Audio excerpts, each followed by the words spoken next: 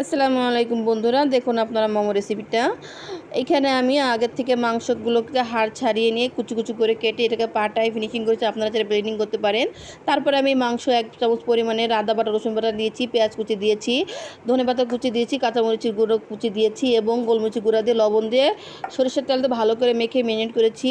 আপনারা বাসায় যেরকম রুটি বানান ঠিক সেই রকম রুটির মতো করে পাতলা করে বেলে এখানে বাটির মতো সাইজ করে কেটে নেবেন। আমি এখানে বাটির মতো সাইজ করে কেটে নিয়ে তারপর এক এক করে এইভাবে পুরগুলো করেছি। সবগুলোর ভিতরে নিয়ে 1 চামচ করে দিয়ে এইভাবে শেপ দিয়েছি। সো গাইস, এভাবে শেপ দিয়ে দেখুন আস্তে আস্তে করে আমি এই সবগুলোকে এরকম শেপ করে তারপর আমি এটাকে সিদ্ধ করব। দেখুন আমার সবগুলো করা হয়ে গেছে। সবগুলো করে গেছে। পানি নিচে একটা পাতিলে, এই পানিটা সিদ্ধ হয়ে গেলে, গরম হয়ে গেলে আমরা এখানে একটি ছাঁকনি নিয়েছি। এই ছাঁকনিতে করে আমরা এই মোমোগুলো সিদ্ধ করে নিব। সো গাইস, এবার পানি গরম হয়ে গেছে এবং আমি এই মোমোগুলোকে সিদ্ধ উঠিয়ে দেবো। সো দেখুন আমার মোমোগুলো হয়ে গেছে, সিদ্ধ হয়ে গেছে। 10 থেকে 15 মিনিট লাগতে পারে।